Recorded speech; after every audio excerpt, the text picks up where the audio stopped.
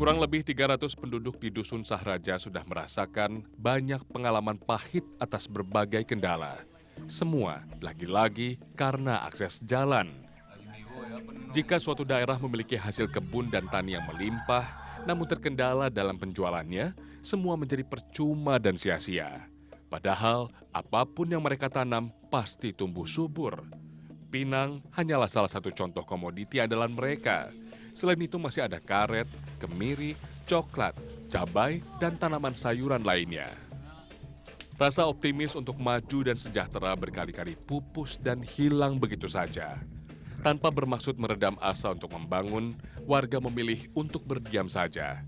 Karena pertanyaan tentang pembangunan jalan dari Desa Lebok Pusaka menuju Dusun Sahraja seringkali tak terjawab.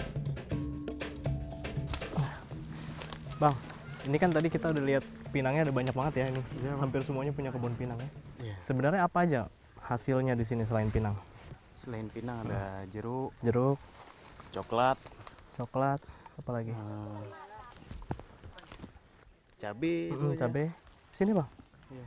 Nah, ini kan semuanya bisa dijual memang ke kota. Iya. Tapi jualnya setiap hari atau gimana? Kalau ngeliat akses jalannya kayaknya nggak mungkin sehari. Enggak setiap hari bang, setiap gimana ya? 15 hari sekali manennya. 15 hari sekali panen, 2 minggu ya. 2 minggu. Jualnya Jualnya ke seberang, ke seberang. Ke seberang tuh maksudnya ke mana tuh? ke Saragala, Oh, beda timur, beda desa. Udah beda kabupaten bahkan. beda kabupaten. Beda kabupaten ya. Padahal itulah satu-satunya kunci kemerdekaan bagi mereka. Tak muluk-muluk, hanya sesederhana mendapatkan akses jalan dan pelayanan dasar yang layak. Itu saja. Sayangnya, harapan untuk mendapatkan jalan yang aman dan nyaman seolah masih jauh dari harapan. Dana desa sebesar 1,8 miliar rupiah per tahun harus mereka relakan untuk dibagi kepada 8 dusun yang ada di Desa Lebok Pusaka. Seringkali pembangunan fisik yang konkret justru terjadi di sekitar pusat desa saja, sedangkan Dusun Sahraja masih jauh dari gegap gempita pembangunan. Kalau tidak musim ibu dapat dari mana uang? Itu nanam cabai lah. Nanam cabai. Hasil cabai. Jual-jualnya kemana kalau cabai? Jualnya sana ke Aceh Timur, orang di sini jauh kan. Ke seberang juga. Ke gitu ya. seberang juga. Berarti dari sini tidak ada yang dijual ke Kecamatan Langkahan? Ada juga, tapi kan kami jauh naik botnya kan. Berapa ongkosnya nanti? Oh bisa naik bot ya sini ya? Bisa. Tapi juga ongkosnya besar. Sarang pulang balik nanti 50.000 gitu. Kalau ke seberang berapa ongkos? Ke seberang paling 10.000 balik pulang balik ya. Jauh ya harganya ya? Jauh lah.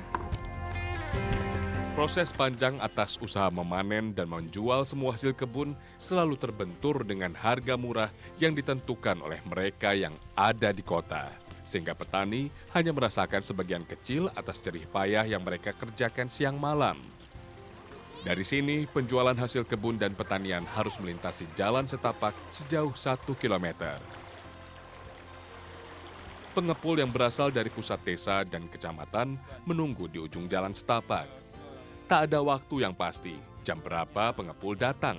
Yang jelas, setiap hari Kamis, warga Dusun Sahraja terbiasa menjual hasil kebun dan pertanian mereka kepada siapapun pengepul yang datang hari ini. Apa Pak sampai harus ke dusun sebelah, kabupaten sebelah gitu? Kenapa nggak ke kecamatannya sendiri? Nah, di sini kendala jalannya Pak belum memadai, belum sempurna dipakai oleh masyarakat Pak. Kita harus bawa ke Aceh Timur karena di situ ada pekan terdekat. Tapi kan kalau dijual ke Aceh Utara harganya lebih bagus. Ya lebih bagus. Tapi kendalanya jalan. Tapi kendala jalan. Nah, kita nggak bisa bawa ke daerah sendiri, tuki sendiri. Itu yang ngebuat warga sebagian keluar dari kampung. Ya, Pindah ya? ya. Banyak warga yang pindah dari sini karena kesulitannya itu Pak. Harga pinang, kemiri, kakao, cabai, dan sayur-sayuran tidak ditentukan sesuai kemauan petani. Semua bergantung pada harga di kota. Sehingga harga hasil kebun dan pertanian terkesan murah. Ditambah pula dengan ongkos para pengepul yang harus ditanggung dari harga jual ini. Lalu bagaimana Dusun Sahraja dapat sejahtera jika tidak ada pilihan bagi mereka? Kalau kita mau plot dana desa itu tidak cukup anggarannya. Nah, cuma kalau kita bagi-bagilah misalnya buat lorong dusun ini, buat lorong dusun sana, itu yang bisa. Tapi kalau untuk jalan utama tidak cukup.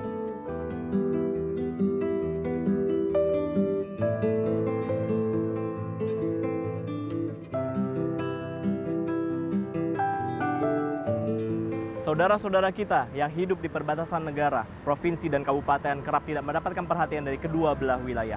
Mereka seringkali tak tahu kemanakah harus menyampaikan aspirasi dari apa yang mereka rasakan sehari-hari. Padahal mereka juga warga negara Indonesia yang berhak mendapatkan kehidupan sebagai warga negara. Demikian Indonesiaku, sampai jumpa.